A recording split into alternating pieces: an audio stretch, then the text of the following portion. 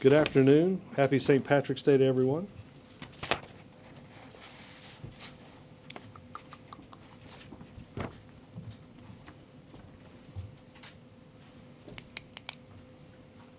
I think I'm settled. Ms. Lovin?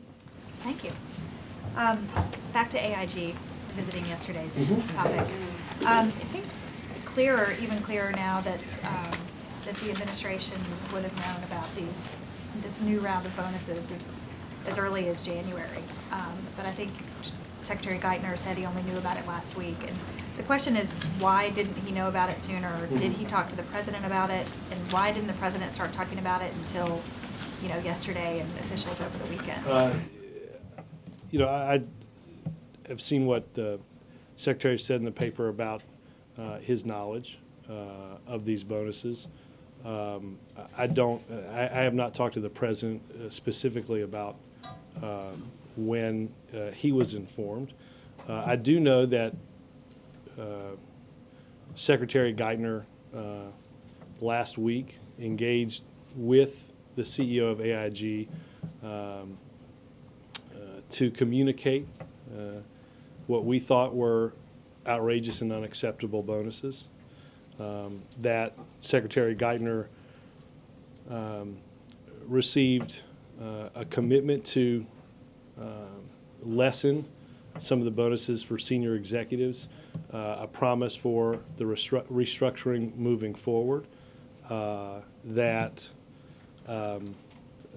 obviously this bumped up against a contractual deadline of March 15th, but that the Secretary of Treasury did as much in his legal power at the time to lessen the impact of what we all understand is outrageous. The president yesterday has asked that we continue to look for ways to either block or recoup that money. There are certainly provisions, whether it's in existing law or whether specifically in provisions, executive compensation provisions that are contained in the Recovery and Reinvestment Act that contain a safe harbor for pre-existing contracts. They're looking and working on that as a possible avenue that the president talked about yesterday. But I also want to point to a couple of things that the president and the economic team are focused on going forward, because I think this situation and many of the situations that we have found ourselves in as a result of the amazing economic challenges that we have, the president is also focused on two very important things going forward. The first being reissuing his call to move as quickly as possible to institute financial regulatory reform so that whatever mechanisms were used to affect companies that have gotten us, companies and banks and insurance companies, into the situation that we're in now, never happen again. And secondly, and equally as importantly, that the law provide for this current administration, but for there be some legal remedy with which a resolution mechanism can take place. And what I mean by that is, if a small business gets in trouble, you can take that small business can go into bankruptcy, and as a result of provisions in bankruptcy, lots can be changed in terms of existing agreements. If a small bank gets in trouble, the FDIC comes in and does that. For something the size of a big bank or AIG, there still is, in existing law, no remedy with which to unwind and resolve the problems that exist in order to protect the taxpayer. So the president, in addition to financial regulatory reform, would seek a resolution authority in order to break apart, unwind, and finally resolve the issues that we face with systemic risk. I understand all that. I understand you want to look forward, but is there a sense here at all that Secretary Geithner did not foresee what a public relations problem this might not be, not get the White House involved or informed soon I think that would enough? be very unfair. Well, first of all, let me say the President has complete confidence. Secondly, I think it would be very unfair based on the actions that the Secretary of Treasury took in order, as we got closer to the pending legal deadline, to restructure what could be restructured and to change for the future, to get that commitment, was an extremely important protection for the American taxpayers. Look, But let me the White House just didn't say, start Jennifer. talking about this until after that deadline had passed, and I'm wondering if that's because sorry, what's that? the White House didn't start talking about this issue until after the deadline was already over. Right. So I'm wondering if that's because the White House hadn't been informed by Geithner of what was coming, or what the reason is for that. I think what's important, most of all, are the actions that were taken, the extraordinary actions that were taken to protect the American taxpayers in accordance with all that we could do. As we look back to recoup what can be recouped and to go forward in ensuring that there are protections both in the regulatory structure and in the resolution mechanism to deal with this. I think many of the problems that we deal with, you know, we've had occasion in this room to talk about what happens if there are catastrophic failures, particularly of entities that pose the size of systemic risk that a corporation like AIG could cause. And having something like that declare bankruptcy or fail to exist, we all have understood provides a massive systemic risk of which nobody wants to face. Obviously,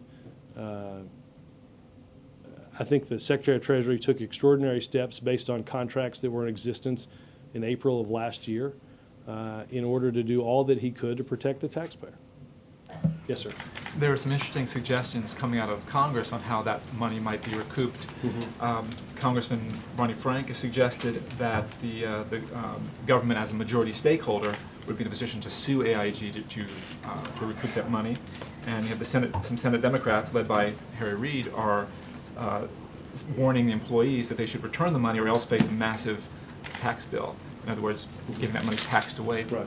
What can you address how the administration would view those proposals, whether they see them as viable? Well, I think two things. Obviously, as the President mentioned yesterday, as I've just talked about here, the President has asked us to do everything possible to look at recoupment for these retention bonuses that he and all of us find outrageous.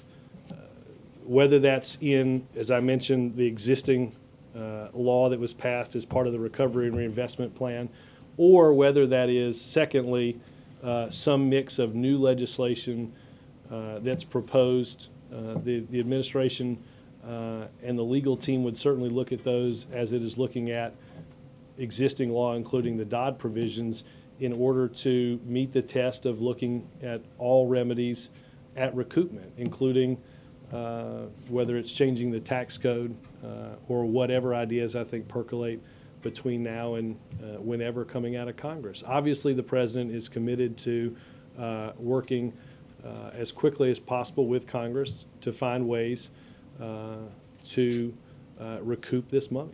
Is filing a lawsuit seen as a real possibility? I'd certainly have to ask the legal team. I think, obviously, as been mentioned in some of the stories, there are the potential for penalties that could increase the cost of what we're talking about exponentially. Jake. The Treasury Department was informed about the AIG bonuses last September during the previous administration. Secretary Geithner learned about the bonuses, I suppose, Wednesday of last week or around then. Can you walk us through what members of your administration learned about the bonuses and when they learned about it? I don't have a particular TikTok in front of me, and obviously I was not involved in all of those conversations.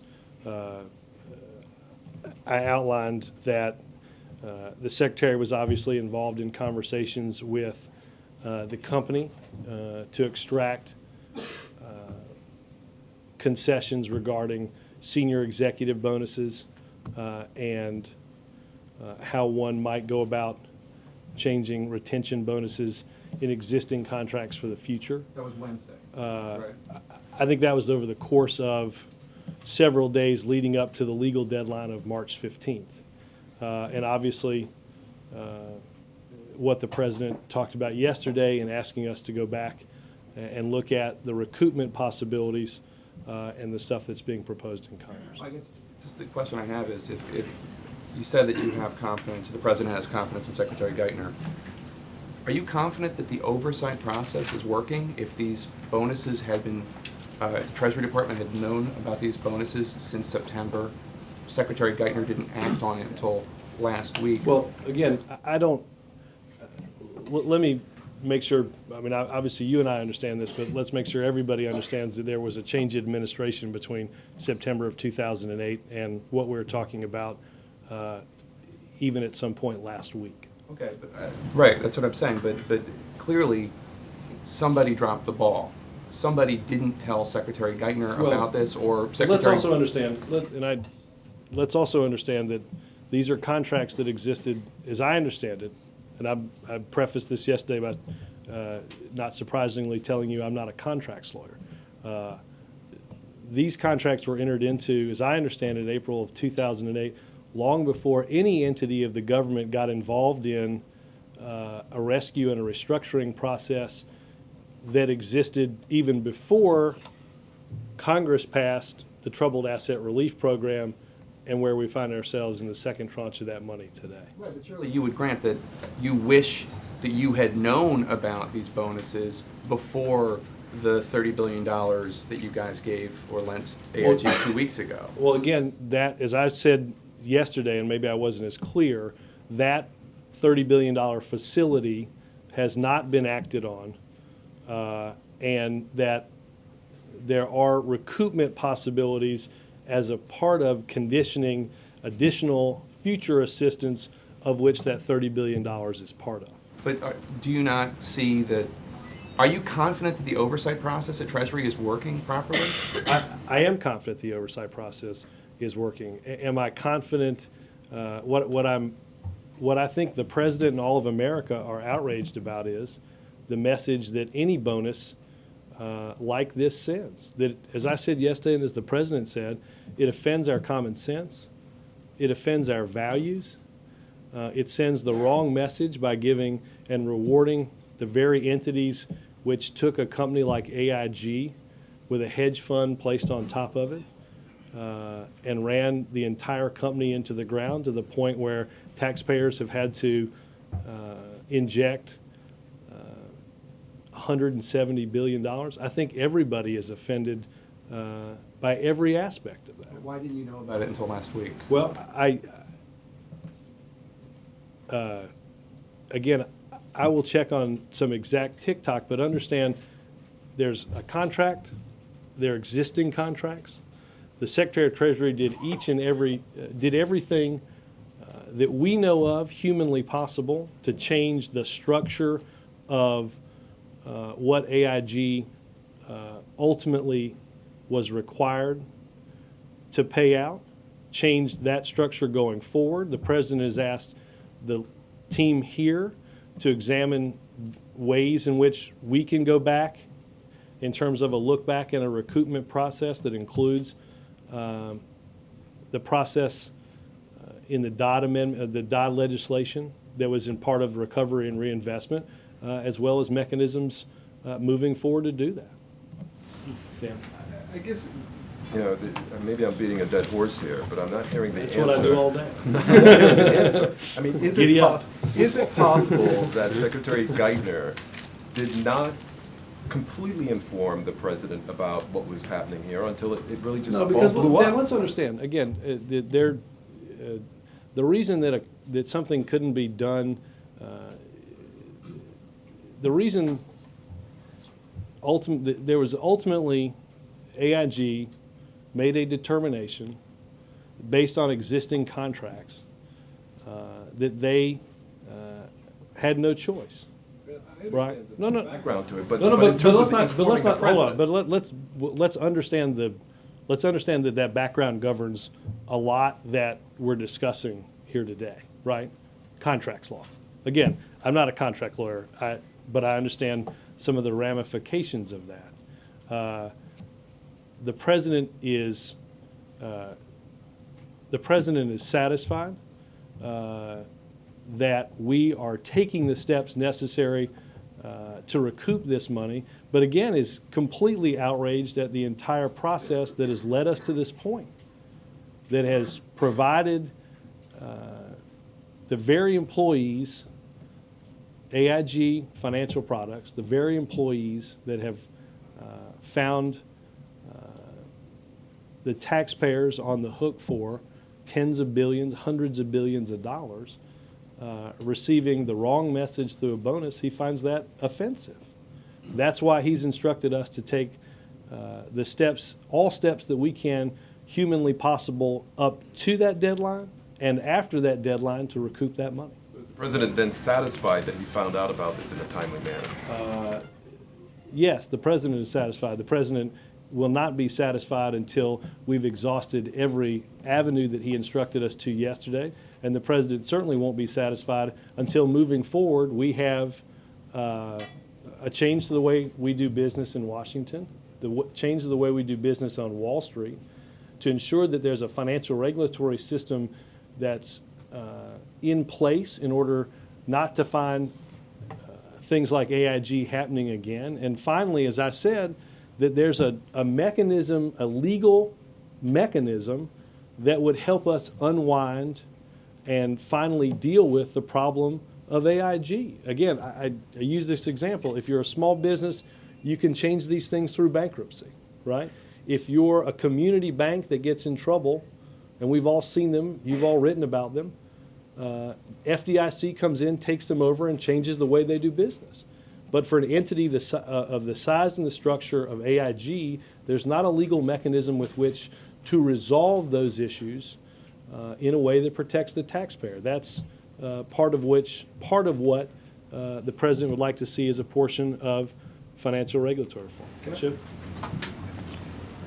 Go ahead. I think only about half of the AIG bonuses to the financial products unit have been paid at this point. I think there's still about $200 million due. When the next round of AIG bonuses comes due, will the president say no? Well, again, that's exactly what Secretary Geithner has talked to the CEOs about moving forward to restructure. I think that's what I alluded to, that Secretary Geithner had taken all humanly possible steps in order to change that. But the federal government owns 80% of AIG. Can't the president simply say, no, we're not making those payments? Again, I'd refer you to a contract lawyer, of which I'm not one, but obviously, Chip, if it were as easy as all of that, I can assure you we'd be talking about Russia. One follow-up. You mentioned that the president and the American people are outraged. There are some on Capitol Hill who have questioned his outrage. They say, how can he come out and say he's outraged when his economic team had just thoroughly looked into these payments and concluded they had to be made? I suggest that there's very little basis for any of those, for any of that thought. I don't think anybody on Capitol Hill should doubt the genuineness of the outrage.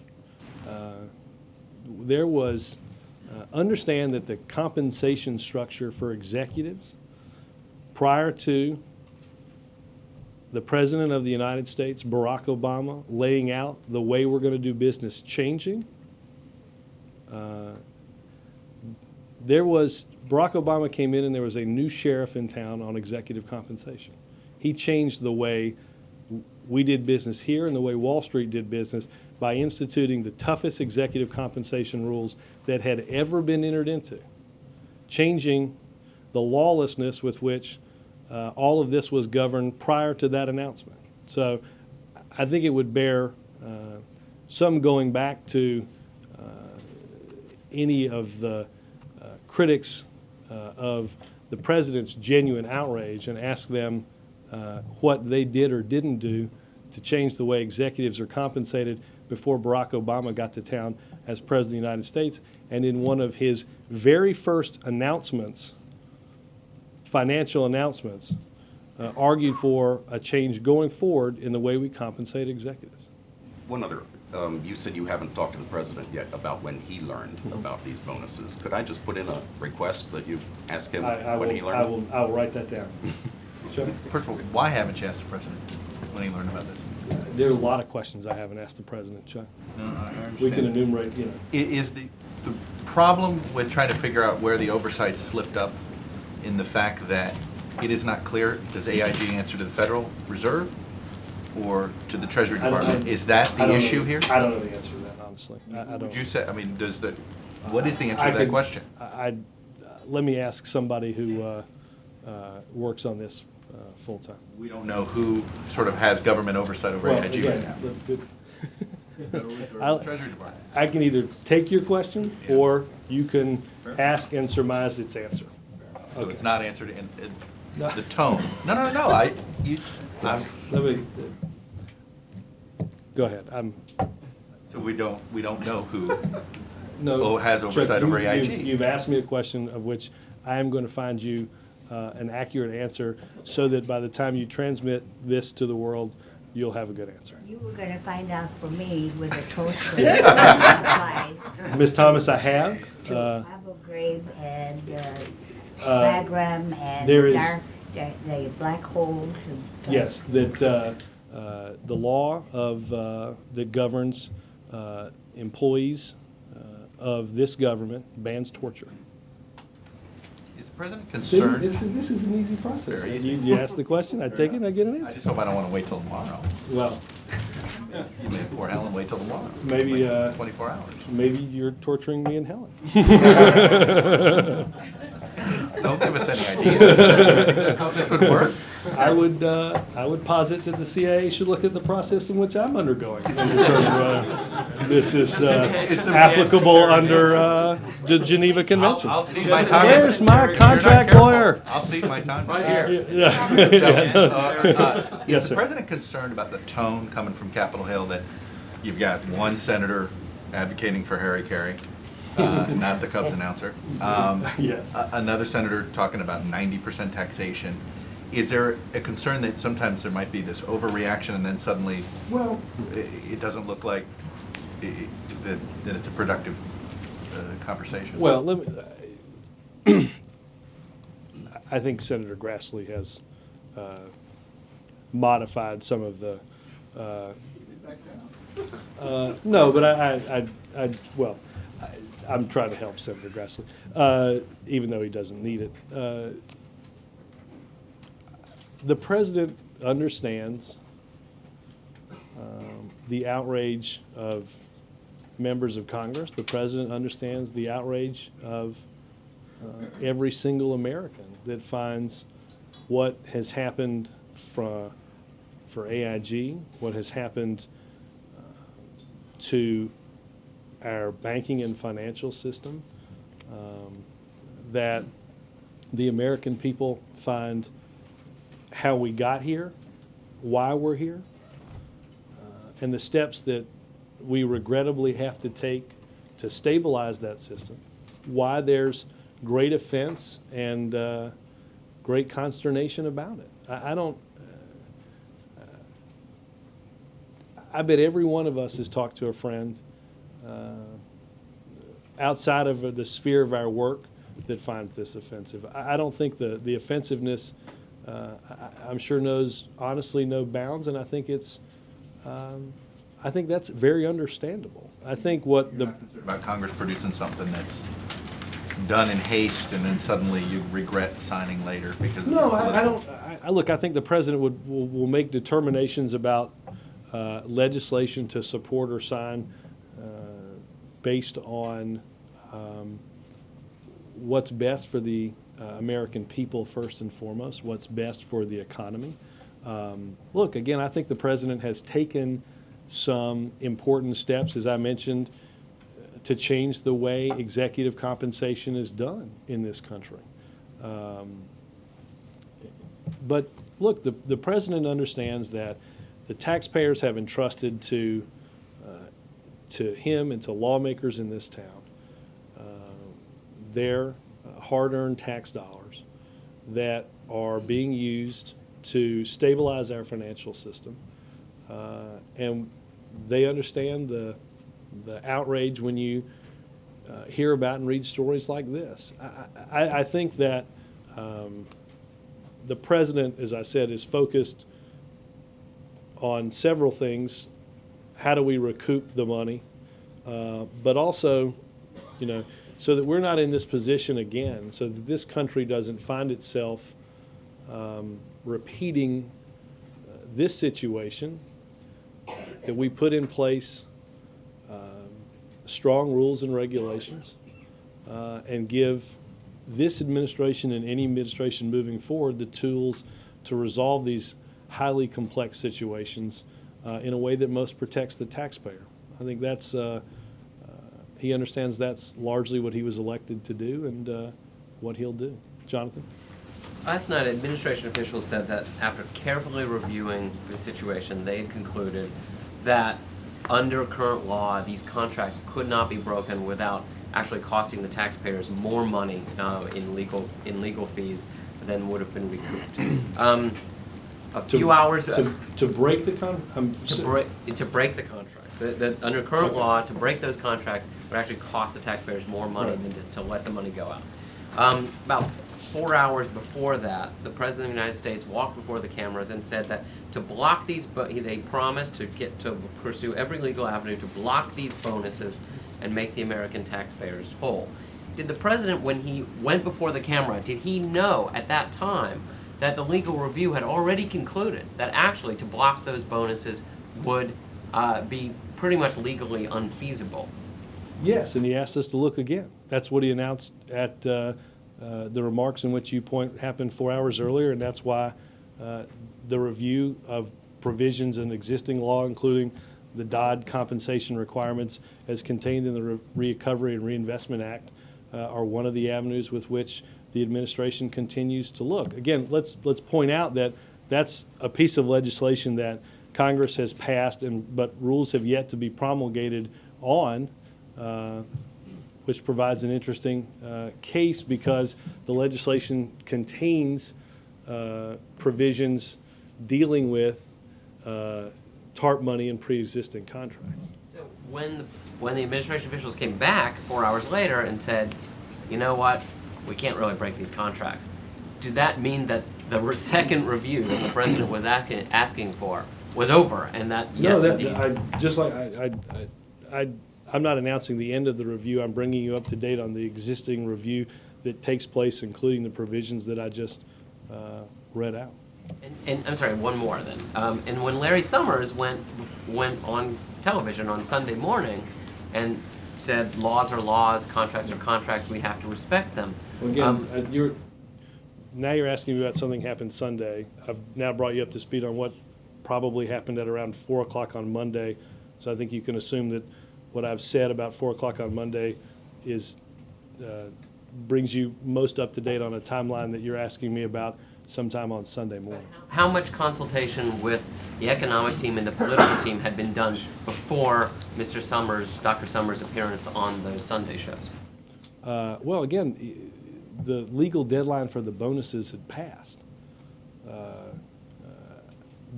There was a review, and there's an existing review as the President ordered yesterday. Yes, sir. Robert, we understand from your answers here that you don't have knowledge of the exact timeline, but would it be accurate to say that you were blindsided, that the President was blindsided by this?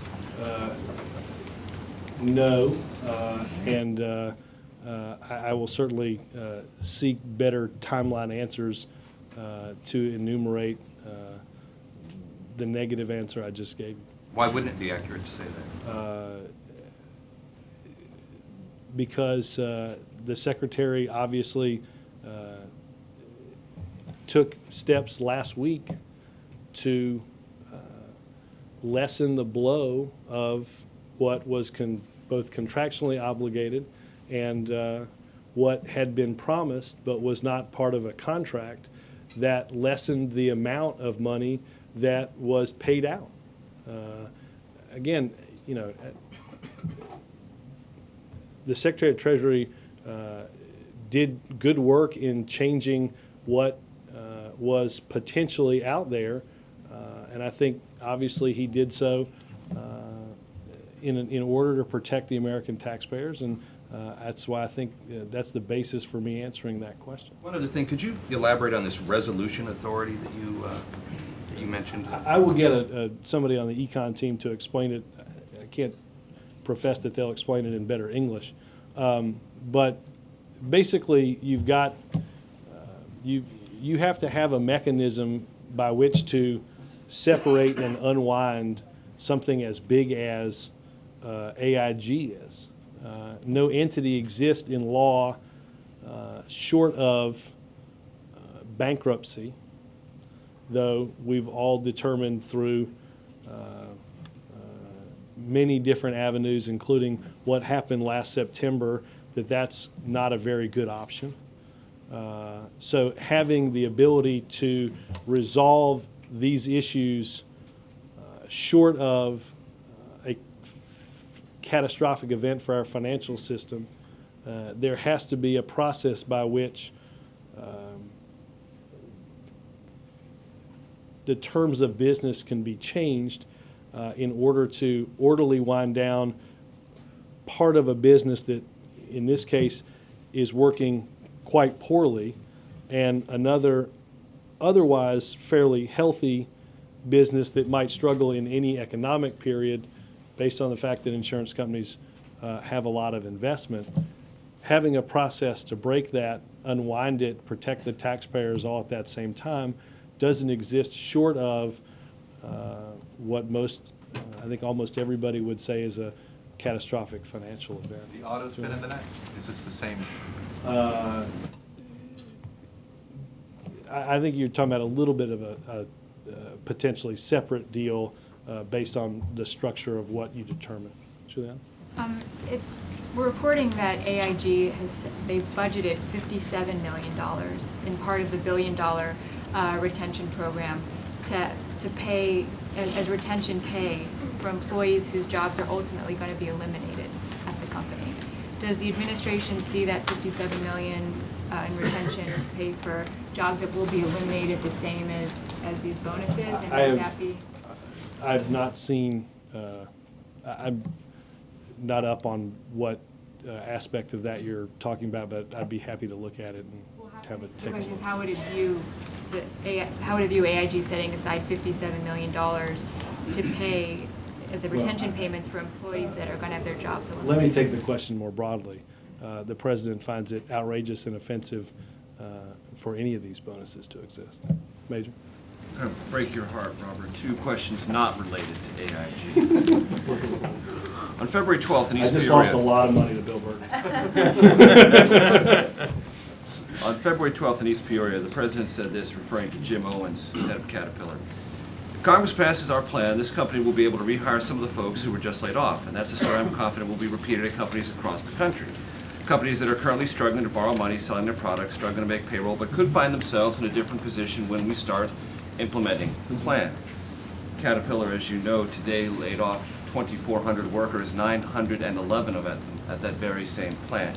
On February 12th, who was wrong, the president, Jim Owens, or is this just a result of the economy? Multiple choice, excellent. Well, obviously. What's the disconnect there? Well, obviously, you mentioned in choice C. Obviously, there is, and we've talked about, there have been changes in the trajectory of our economy in the first quarter, and certainly a change in what people believe to be the health of the economy in the end of the last quarter.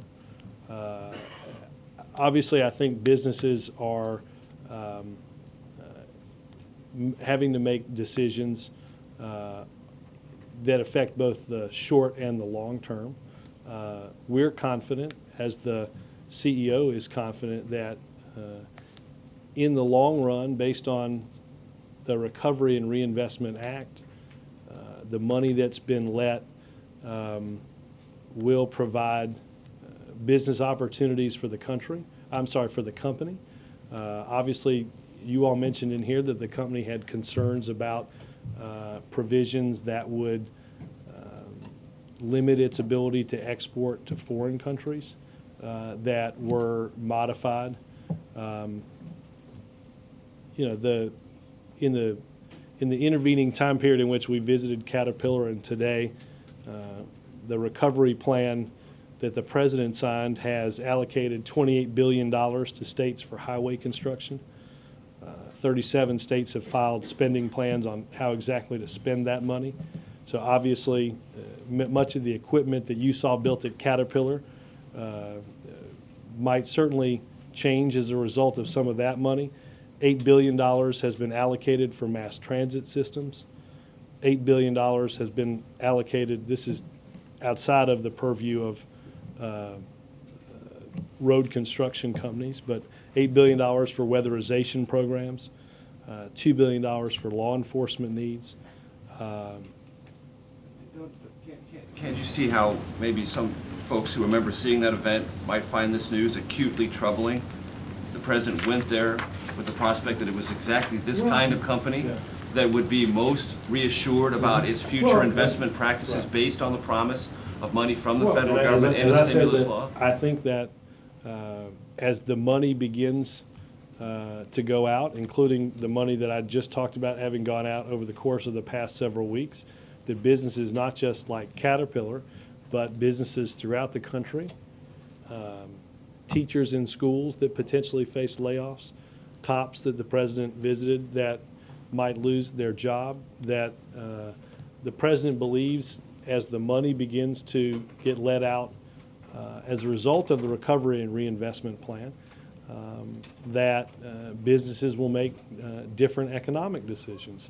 I think the American people, we believe, will make different economic decisions based on the fact that in about 2 weeks, the withholding tables will change and tax cuts that the president campaigned on and promised will start showing up in their paychecks. One other quick policy question. The president met yesterday with about 11 veterans groups and discussed with the chief of staff and the head of the Veterans Administration the concept, which hasn't been put in the president's budget yet, but it's on the table, of having third-party insurance companies pay for combat-related injuries, something that's never happened before. The American Legion put out a very strong letter today condemning that. IAVA also has questioned this very strongly. Can you conceptually explain to the American people why, for the first time, it would be a good idea to think about the Veterans Administration having a third-party private insurance company pay for combat-related injuries?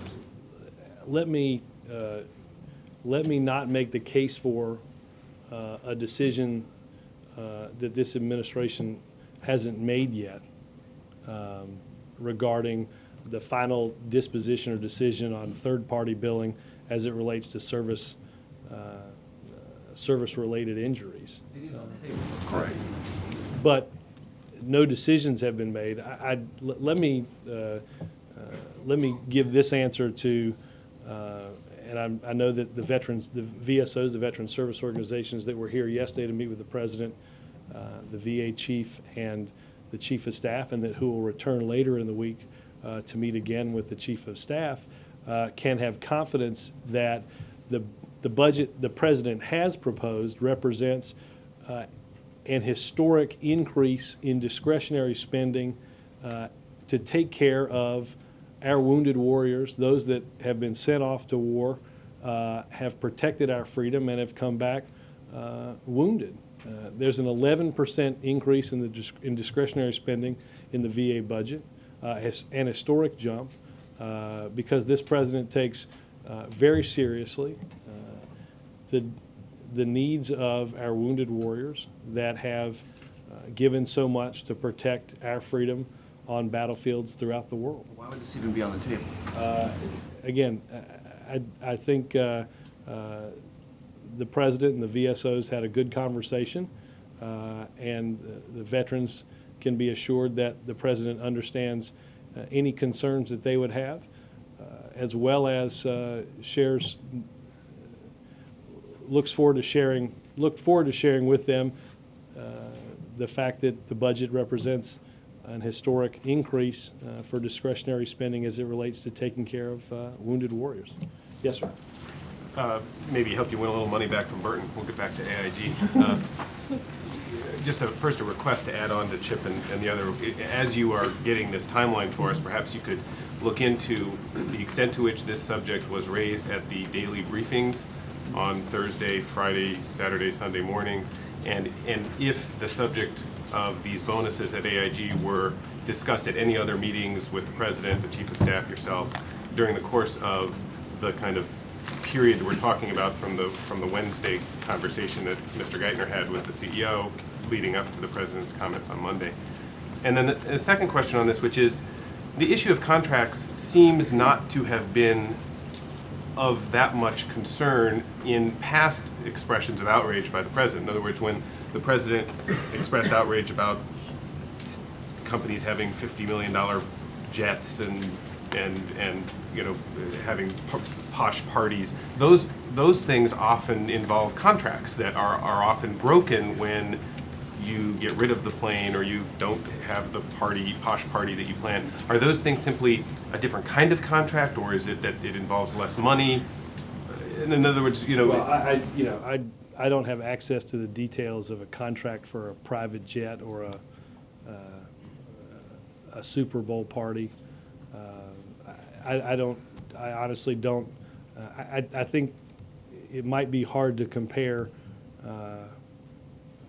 contract to contract without knowing exactly what legal mechanism is contained in them and what clause what penalty or clause might be contained in that contract that did or didn't cause somebody to change their actions. Colleen? I'm not going to ask you about AIG. The Russian President Medvedev today said that he's looking to a large-scale rearming of the military beginning in 2011. How concerned is the administration about this, particularly given that we're supposed to be pushing that reset button? You know, the president looks forward to meeting with President Medvedev in London at the beginning of the G20 economic summit. I think the president of Russia talked about, I don't have his comments in front of me, but You blame NATO encroachment for the need for this. Well, I would say obviously that NATO is a collective defense organization. I think to suggest that it poses an offensive military threat is simply wrong. NATO and the United States have worked and will continue to work with Russia on issues of mutual concern, specifically in areas like terrorism and proliferation. But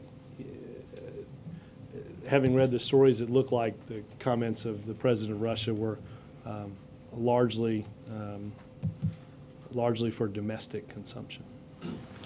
Robert, the California trip, can you tell us about the town meeting tomorrow? Is this part of the president's pushback on the budget and the notion he's biting off too much?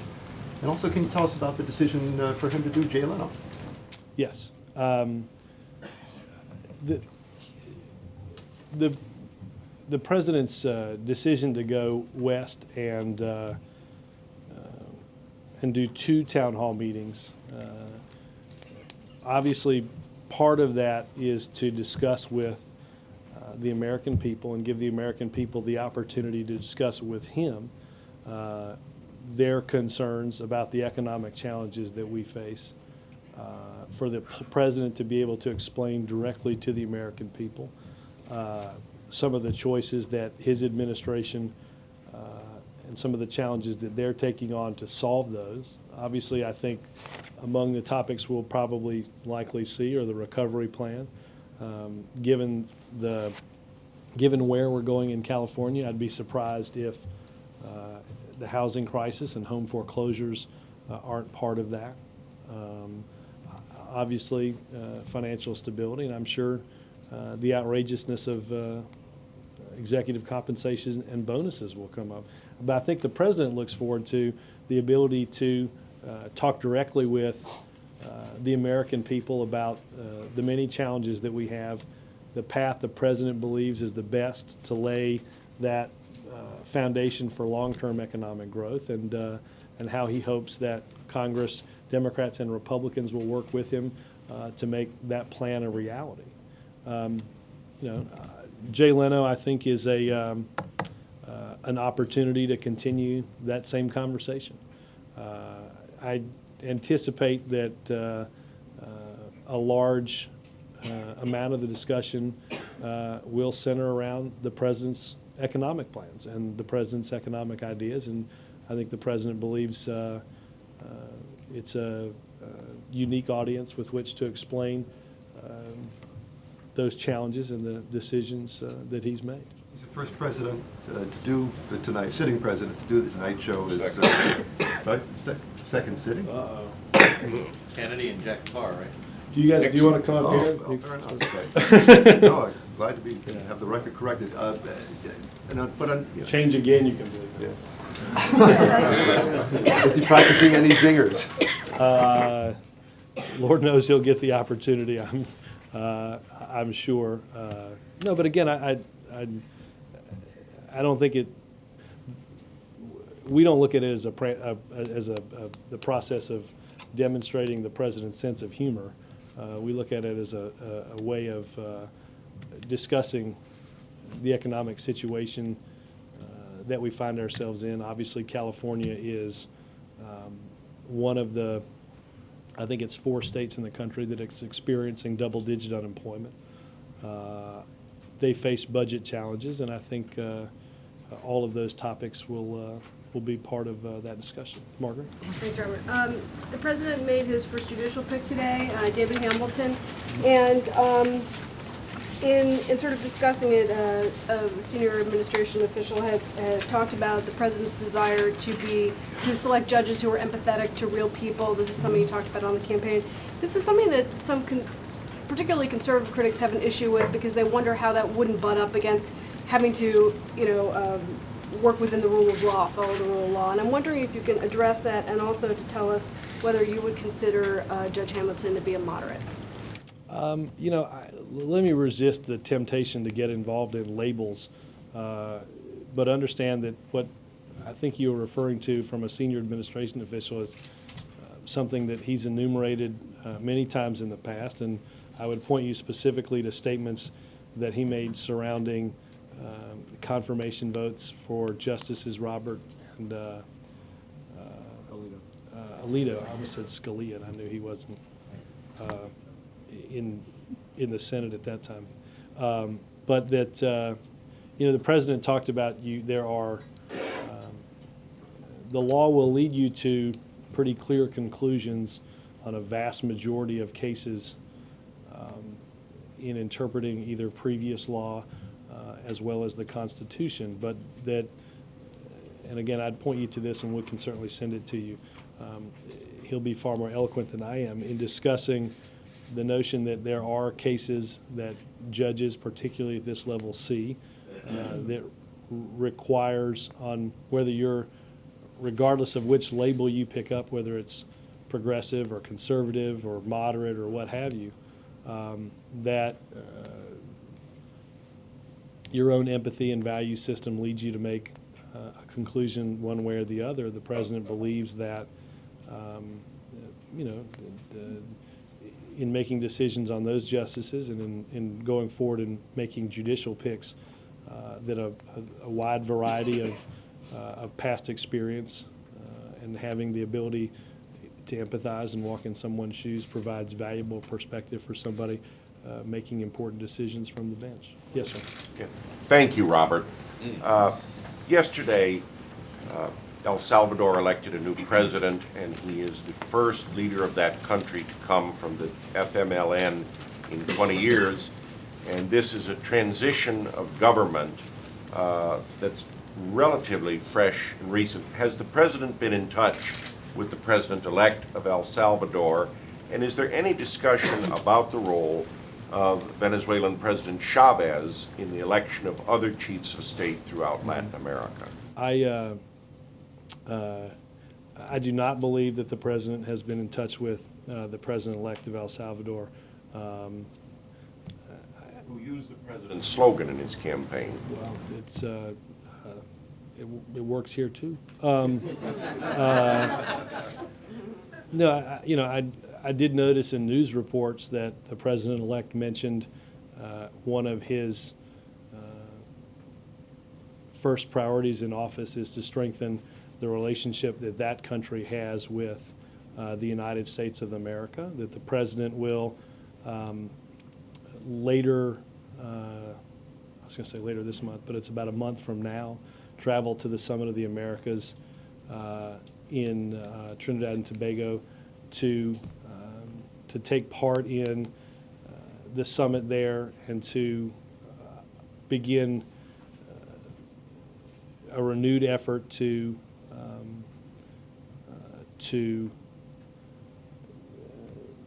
change the way we view Latin America and do so in a way that is beneficial for both Latin America and South America, beneficial for them and for us.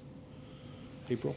Robert, going back to AIG quickly, remembering back a couple of months ago before this administration came in, then President George Bush was directing Hank Paulson to talk to the transition team, to talk to President Obama about AIG and other bailout companies. Now, was AIG on in these bonuses on that agenda when Hank Paulson talked with the president? And also, I don't know the answer to that question. okay, well, can you please? Let me see if there's somebody who might find out. And also, under this contract from last year, does it include more bonuses, or is this the last round of bonuses from that contract? Let me look in the contract. I mean, from what I read in the paper, don't look. I haven't even given you my answer. I just said I looked in the paper. Goodness. What if I said I heard it on the radio? I'm looking No, let me. I'm looking for answers from within the administration, not All the right, paper. let me. I feel like a figure skater who hadn't even started, and I've already gotten my grade from Ms. Ryan. Let me. Well, I was going to say. I'm not sure how I pulled out figure skating, but that's. Wow. All right. Try not to turn. Yeah, exactly. I would. News reports suggest that there are additional bonuses that the Secretary of Treasury has talked to the CEO about the need to eliminate and change moving forward. David? One on AIG, one not. Do you support the administration, what Andrew Cuomo is doing in New York, and subpoenaing AIG for a list of the bonuses and who's getting them? Would you like to see those names at least made public? And is the administration doing anything on its own to make that information publicly available?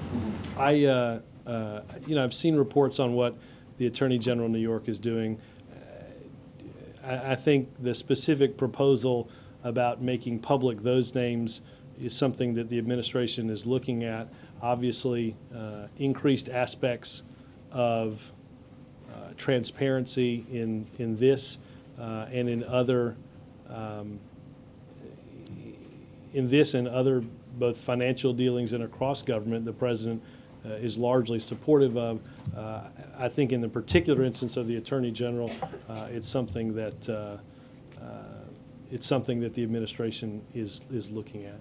And on that question of transparency, back in January, Donald Cohn, the vice chair of the Fed, was asked if he would identify those banks that have been lent, I think, between $800 billion and $1.2 trillion from the Fed since September. And he said no, he wouldn't reveal those names yet. In the name of transparency, do you think the administration can continue to sit on the names of all those banks that have been lent perhaps over $1 trillion from the Fed since Well, September. David, I think you understand that the Fed's a bit of an independent, I'm being specifically sarcastic about that, a bit of an independent agency. I do know, and I think you all have a copy of a letter that Director Summers sent to Congress regarding the release of the second $350 billion in the Troubled Asset Relief Program, that an accounting of what new money would be spent would be done in a way that the American people could see and have confidence in. This isn't a TARP program, this is Right. something. Well, separate. let me check specifically on what those comments were, without getting deep into Fed comments and those comments. I can certainly, I wanted to give you a broader answer on where the president is on the specific TARP recommendations that Dr. Summers. Get a specific answer. We'll see if Chuck gets what he wants. Thank you. Thanks, guys.